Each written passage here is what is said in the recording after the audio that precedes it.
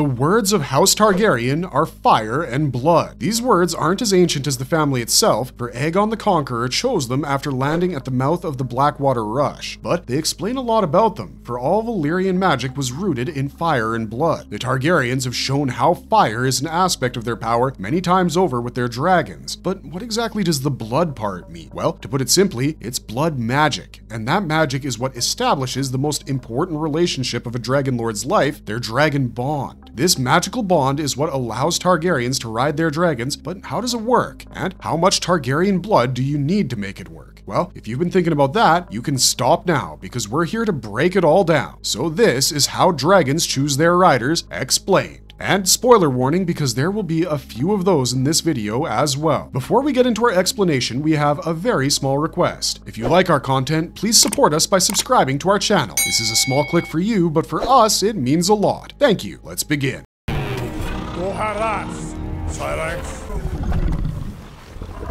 The two paths to fire and blood. How Targaryens established the dragon bond. Before they became the rulers of the Seven Kingdoms, the Targaryens kept themselves restricted to their island citadel of Dragonstone, and so information about how the early Targaryens bonded with their dragons is scarce. We're told that Aegon and his sisters Visenya and Rhaenys claimed their dragons shortly before their marriage, but not how they did it. Aegon's claiming of Balerion we get, because the Black Dread had had riders before him, including Daenys the Dreamer. How Visenya and Rhaenys claimed Vhagar and Meraxes is a total mystery, considering we've never heard of them having riders before the two queens. They must have had riders though, because otherwise Meraxes and Vhagar would have become wild, and then establishing the dragon bond would have been more difficult. Visenya could have probably done it anyway, considering she's said to be the most practiced in the Valyrian dark arts of the three siblings, but we can't imagine it being an easy process. The early Targaryens must have seen dragon claiming as a rite of passage, because Aegon and his sisters could have claimed their dragons as young as 10, like Aemond, but they waited until they were of age. This tradition was briefly continued by Jaehaerys, whose three eldest children all claimed dragons after they turned 15, but we think of that as an outlier, because under him, the throne was secure. Whatever the case is, after the conquest, it became clear that members of House Targaryen would need dragons well before they hit 16. The general instability of Aegon's new realm and the many assassination attempts on his and his sister's lives during the First Dornish War made the king realize that rites of passage are no good in the face of war. So, the first dragon that was bonded with a Targaryen after the conquest was a hatchling, and its name was Quicksilver. The second dragon that was bonded with a Targaryen was also a hatchling, Dreamfire, and her rider started a tradition that moved back the age of bonding even further. Rhaena placed dragon eggs in the cradles of her siblings Jaehaerys and Alysanne, and those eggs hatched into Vermithor and Silverwing. Thereafter, most Targaryen princes and princesses were given dragon eggs in the crib, and this practice continued at least until the reign of King Aegon V, aka the Unlikely. So, after Aegon's conquest, two methods of bonding were used by the Targaryens. Dragon eggs would be given to newborn babes, and when the eggs hatched, child and dragon would bond and grow together. Sometimes these eggs didn't hatch, or the hatchlings were sickly and died soon, like show Rhaena's first egg in the books. Such occurrences were considered bad omens, but didn't eliminate the possibility of that person becoming a dragon rider. Jaehaerys' eldest surviving son and first heir, Aemon Targaryen, was given an egg in his cradle first. That egg didn't hatch, or the hatchling didn't survive too long. When he turned 17, he claimed the fiercest dragon housed in the dragon pit, Caraxes, the Bloodworm. His sister Alyssa was the first rider of the young dragon Melis, and judging by the time gap between when the dragon pit was populated and when Alyssa claimed Melis, we can actually guess what the cap on a dragon going wild is. The dragon pit was completed in 55 AC and populated with Balerion and 3 other young dragons at the time. Alyssa claimed Melis in 75 AC, so if the Red Queen was one of the younglings brought to that pit, it would mean dragons can still be bonded with within the first 2 decades of their lives. Beyond that, things get real dicey, as Show Rhaena learned when she tried to claim a dragon of her own. This dragon was probably one of the wild ones, because dragons that have experienced the bond don't really attack humans for no reason. But we're getting off topic here. The Targaryens are also hatched by the dragon tamers and dragon keepers in the taming and domestication of dragons. Both orders exist to help them keep hatchlings, young dragons, and even the old ones healthy and in check. In House of the Dragon, they speak Valyrian as well, and might just be of Valyrian descent, considering the dragon's lack of roasting them. Their involvement in the dragon bond is to ensure dragons stay alive long enough to be bonded with. So, with these two methods and orders, we can see how the Targaryens pretty much monopolize the power of dragons for their own family,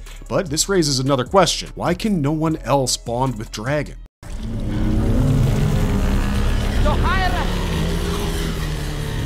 What is the role of Targaryen blood in dragon bonding? Well, all dragon lords were Valyrian, not all Valyrians were dragon lords. 20 families lived on the main peninsula of that ancient empire, and only they could control dragons. No doubt, there were other families that contained the characteristic features of the Valyrian race, for that is what they are first and foremost, a race. The Valyrians were a group of humans that are said to have originated near the 14 Flames as sheep herders who went on to discover dragons. Clearly, not every shepherd was able to tame them, and eventually, 40 families ended up monopolizing dragons for themselves. The rest of the non-dragon riding Valyrians turned to more conventional methods of obtaining power, like becoming warlords or seafaring traders. House Valyrian and House Celtigar are both said to have the blood of Old Valyria, and their family members do tend to manifest features similar to those of the Targaryens: pale skin, silver gold hair, and eyes of varying shades of purple. In fact, this is a huge reason why people were skeptical about the Valyrians being played by black actors in the series, because they're supposed to be nearly indistinguishable from Targaryens in terms of their appearance. What separates them is the fact that the latter were dragon lords, and the former were not. House Valyrian arrived in Westeros before the Targaryens, according to their histories, and established itself as a major naval and trading power in the Narrow Sea. Indeed, their entire family culture is based on salt and sea, and Corlys is the latest example of Valyrian naval dominance, not the first. But they resorted to this option because they couldn't bond with dragons, and this is why the practice of incest was so rampant in the freehold of old. The Targaryens only started intermarrying with other families after they arrived at Dragonstone. The first generation of Targaryens that were married after Aenar's flight were his son Gaemon and his daughter Daenys, who wedded one another. Over time, they began mingling their blood with other families, particularly the Valyrians of Driftmark, who became their chief naval allies. But we're pretty sure that back in the Old Country, Targaryens were keeping their bloodlines completely pure by marrying brother to sister generation after generation. The reason they started intermarrying with House Valyrian was to establish an island domain so overwhelming that none could cross through the gullet without their authority. Aenar Targaryen had relocated all his wealth and resources to Dragonstone, but in a world where his dragons were the only ones left, he needed to adapt more conventional war methods to ensure his family's survival. Thus, the Valyrians became their closest allies by blood, with Aegon the Conqueror's mother being a Valyrian that was half a Targaryen herself. So, we know that the blood of the dragon entered the seahorse's line ages ago. Then why did they not have dragons before Laenor and Laena? Well, the simple answer is, once again, Targaryen monopoly. The blood of the dragon might have left its lineage a few times before the conquest, but the actual dragons and their eggs did not. The Targaryens heavily monitored their hatcheries and hatchlings on Dragonstone with the help of the dragon tamers,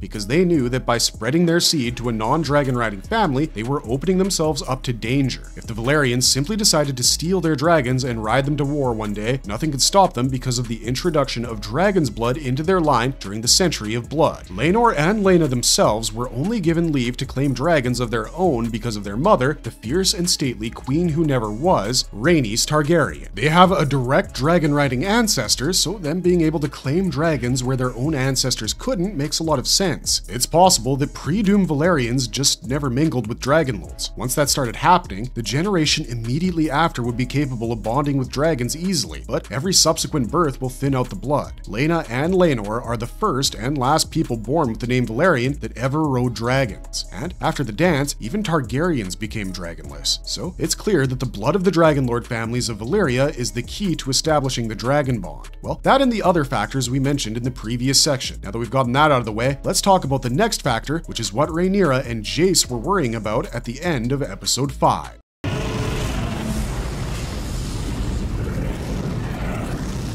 How much Targaryen blood do you need to ride a dragon? Why? This is the major question revolving around the sowing of the dragon seeds. Just how much Targaryen blood do you need to bond with a dragon? The answer, as it turns out, is not a lot. It doesn't even have to be a direct lineage. Generational gaps occur, and you might still be able to bond with a dragon if your ancestors had dragon's blood. In the books, Adam Valerian became the first and final rider of Sea Smoke, and his parentage was more unclear. It's said that Adam and his brother Alan were fathered by Laenor Valerian, but it was suspected that it was actually Corlys. Either way, both of them had the classic look of a Valyrian dragon lord, and both of them attempted to subdue a dragon, but only one succeeded. Alan tried his hand at sheep stealer, but got a cape full of flame instead, so he decided to stick to what he knew best, sailing. If their father was Laenor, it would have made a lot of sense as to why Adam could claim Sea Smoke. He'd be the direct descendant of a dragon rider, and we've seen sons take up their father's dragons before. Maegor the Cruel did it with Balerion after Aegon the Conqueror's death, and Aegon the Uncrowned did it with Quicksilver after his father Aenys' death. death. But the show has decided to take the other rumor as truth and made Corlys their parent, which makes Adam's eventual claiming of sea smoke confusing, to say the least. Adam has no Valyrian features, first off. Alan is bald in the show, so he could have had the silver white hair of a dragon lord once, but Adam has luxurious black dreads. He likely gets that from their mother Merilda, but his father Corlys doesn't have a direct Targaryen ancestor. The last time a Targaryen married a Valyrian before Corlys's birth was when Alyssa Valerian wedded King Aenys. Aegon's mother Valenna also married the Targaryens and spread their gene pool instead of carrying it over to her own. The last time that happened was when Valenna's Targaryen mother married a Valyrian lord and brought the blood of the dragon into their lineage. This was at least 5 generations before Corlys's birth, but his bastard son Adam is still going to be able to claim sea smoke for his own. This means that while the blood of the dragon is a necessity for the dragon bond to be established, its concentration doesn't have to be that high. This was hinted at in George R.R. Martin's books in the year 2000, with the introduction of a character named Brown Ben Plum. In A Storm of Swords, Daenerys and her dragons meet the captain of the Second Sons, and Dany notes that Viserion seems to like Ben. He proclaims that it must be because of his dragon's blood, because one of his ancestors married a dragon princess. That princess was Aelena Targaryen, who lived over a century and a half before Dany's own birth. It's said that her son with Ossifer Plum, Viserys, wasn't fathered by the elderly lord, but rather Aelena's cousin, Aegon the Unworthy. If that's true, then whoever descended from Viserys has more dragon's blood in them than they could imagine, especially if he left for Essos at some point in his life. Ben's mother was a Dothraki, and his grandmother half Ibonese and half Qohoric, yet Viserion still sensed his dragon's blood. They didn't end up bonding because the blood of the dragon isn't the only component necessary. Compatibility is also an issue. Rhaena Targaryen, for example, is the daughter of arguably the greatest dragon rider in House of the Dragon. Well, 2 of them, for she's the daughter of Daemon and Laena. But she still failed in bonding with one when she tried, because she has a more reserved, anxious, dare we say fearful personality compared to her sister Baela. When the sowing gets underway, we will meet a man called Silver Denys, who claims to be descended from Maegor the Cruel and has all the classic Valyrian features. Yet, when he tries to claim a dragon, it tears his arm off and leaves him and his sons as a snack for the cannibal. The dragon bond seems to be based on how congruous the personalities of a dragon and their riders are. Meli's was claimed by 2 women who could have been queen, Alyssa and Rhaenys, both known for their independence and assertiveness. Caraxes was claimed by Aemon and Daemon, both princes who should have been kings. Both of Dreamfire's riders were dragon dreamers, so there is something to be said about rider and dragon compatibility as well as dragon blood. The exact mechanics of this compatibility will be revealed by George R.R. Martin in Winds of Winter and A Dream of Spring, but if you ask us, it's probably something very similar to warging. In Season 1, we see Daemon singing a song about blood magic and the 3 heads of the dragon to Vermithor, seemingly in an attempt to prime him for a new rider. There is a brief moment where the Bronze Fury's eyes look like the Rogue Prince's, and it seems as though the same fire is being reflected in both of their eyes. It has long been speculated that the Valyrians didn't find dragons, they created them with fireworms, wyverns, and blood magic. They must have incorporated their own blood into the creation of dragons, which is why only the Dragon Lord families of Valyria held positions of power in the Freehold. This explains incest as a practice of preserving the power to bond with dragons, and also why Targaryens sometimes give birth to scaly reptilian babies with wings and claws, mini-dragons if you will. If the dragon bond extends beyond the physical into the metaphysical, then abstract concepts like willpower, assertion, calmness in the face of certain death, all these things become factors in establishing the dragon bond.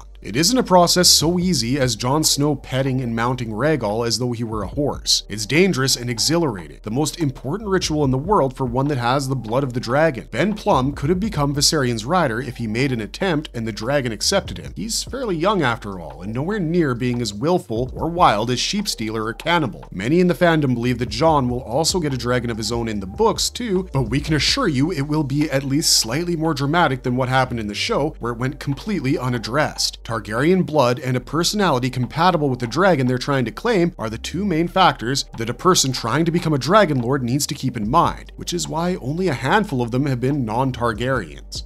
How many non-Targaryens have had dragons? The first 2 non-Targaryens to have dragons were Laenor and Laena Velaryon, and the rest would come and go during the Dance of the Dragons. But where Laenor and Laena's parentage was unquestionable, the other's parentage wasn't even a matter worthy of recorded history. In fact, it was likely a strain on the prestige of House Targaryen of King's Landing. Ever since they relocated to Dragonstone, many Targaryen lords were wont to claim the right to the First Night. Instead of resisting their attempts like they did on mainland Westeros, course, the small folk of Dragonstone welcomed such unions, for they saw the Targaryens as being closer to gods than men. The children born of these unions were called dragon seeds, and scores of them could be found all over Dragonstone and Driftmark. In the show, they were also present in King's Landing, which makes sense considering the Targaryens have been there for over a century. When Jacaerys calls for dragon riders, hundreds come forward, but only 4 succeed. One, as we know, is Adam Valerian, whose dragon blood quotient we've already established. The other 3 are Hugh Hammer, Ulf White, and Nettles. Hugh and Ulf we've seen in the show, and sure enough, they have features that make them look more Valerian than show Adam. Hugh has a dark brown beard and blue eyes, but his hair is the silver blonde of a Targaryen. Ulf claims to be the son of Viserys' father, Balon, and his white hair is streaked through with black. But while his drinking companions think he's passing off his aging as Targaryen blood, in the books, there was no doubt. Ulf had the hair and eye color of a pure-blooded Valerian, and he was a besotted man-at-arms at Dragonstone, not a besotted traveler of King's Landing. Show Adam might look nothing like a Valerian, but book Adam was the model example of one, as was his brother, Alan. The only dragon seed that isn't supposed to look like a Valerian in the books and in the show is the girl called Nettles, who's described as being mud brown with black hair and brown eyes. In fact, it's because of her common look that the maesters composing the world of ice and fire and blood couldn't conclusively decide whether Targaryen blood is a necessary factor in establishing the dragon bond. Nettles is also said to have trained Sheepstealer into accepting her by bringing her a freshly slaughtered sheep every day. But we know that it isn't necessary for a Targaryen child to have the Valyrian coloring for their blood of the dragon to be active. Jon Snow is a perfect example of this. He's the son of Lyanna Stark and Rhaegar Targaryen, but he looks more like his uncle Ned because the Stark genes overpowered the Targaryen genes in the case of his appearance. Prince Baelor Breakspear, who was born to King Daeron and Queen Miriam Martell, had the dark hair and dark eyes of a Dornishman with not a hint of Targaryen in his coloring. Prince Daeron the Drunken's mother was Diana Dane, who resides in the stony Dornish region of Starfell, and so Daeron had sandy brown hair and a blonde beard, traits common to the stony Dornishmen of the Red Mountains. Yet Daeron had dragon dreams that came true, and so did all of his brothers. Jon regularly has prophetic dreams in the books about the Winterfell crypts and the battle for the Dawn, and they sound a lot like green dreams, but their terminology is rather similar to dragon dreams, especially the second one. We see another Targaryen dream a similar dream thousands of miles away. When Daenerys and Jon dream of the second long night, they're both armored in black ice, fighting dead enemies with lightbringers. Dany with her dragons and Jon with the flaming sword of Azor Ahai. The settings of their dreams differ. Jon fights the army of the dead at the Wall, while Dany does so at the Trident, but that's probably because those are the 2 most prominent places in their minds when it comes to the concept of battle. By the time Jon starts dreaming his dreams, he knows the threat of the others is real, so he thinks of them and the inevitable battle at the Wall. Dany has no idea about the others, but she constantly thinks of Rhaegar and how he died in the Battle of the Trident. That ends up becoming her setting for the Battle for the Dawn, but these 2 dreams are one and the same, and Dany has no Stark blood in her veins, so we can assume that these are dragon dreams. And if these are dragon dreams, then Jon clearly has the blood of the dragon in him, despite looking particularly non-Valyrian. It could be that Nettles' mother's genes just overwrote her father's, and that's why there's no Targaryen coloring on her body. But that doesn't mean she doesn't have Targaryen blood,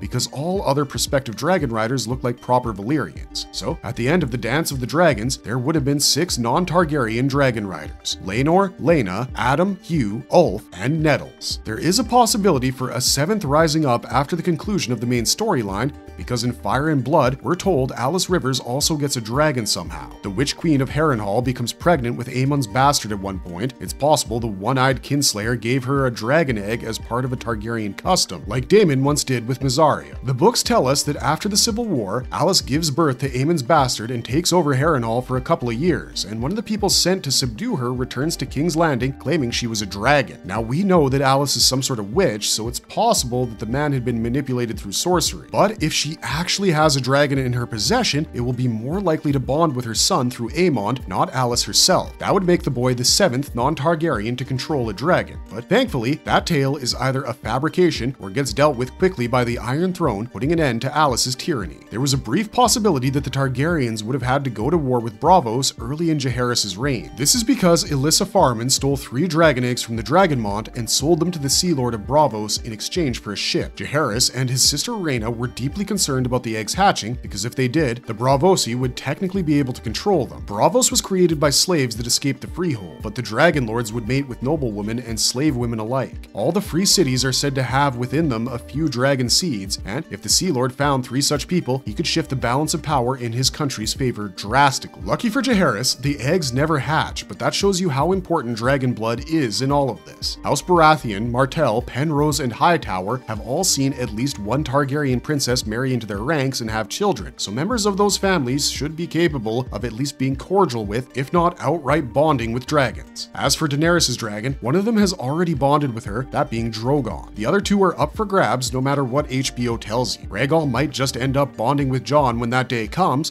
but both him and Viserion are currently under threat of being snatched up by a kraken. This hasn't been focused on much by the show, but in the books, the Dragon Lords bound dragons to their wills with spells and magical horns. The latter is a major focus of the story, especially because it enters the scene by hand of the Crow's Eye, Euron Greyjoy. The mad younger brother of Balon and Victarion, Euron claims to have visited the ruins of Valyria and discovered a massive horn that will bend dragons to his will. Called Dragonbinder, it said the owner of this horn could bind dragons to their will, but the person who sounds it will surely die. As of this moment, the horn seems to belong to Euron Greyjoy, and Victarion is getting ready to blow it in Slaver's Bay. He isn't doing it himself, of course. He's having 3 thralls take the place of Cregorn, the man who blew the horn the first time and died because of it. But given that he's Victarion, dumb as a stump, he probably hasn't claimed the horn with blood just yet. Even if he has, should Viserion or Rhaegal hear the Dragonbinder's call, they'll be bound by magic to obey the owner of the horn, be it Victarion or Euron. This is one of the reasons why we can't wait for Winds of Winter, but you see where we're going with this. Even if he fails, there are 2 dragon-blooded candidates for Dany's dragons in Jon and the supposedly still alive son of Rhaegar Targaryen, Prince Aegon, who's suspected to be a Blackfire in secret. Non-Targaryens riding dragons isn't just a House of the Dragon thing, it'll be happening in the main series as well, and perhaps that is when we'll learn the truth about the origins of dragons and the full scope of the dragon bond. For now, it seems like the main deciding factors are Targaryen blood, the rider's personality, and whether or not they possess a hellhorn that sounds like the breaking of the world.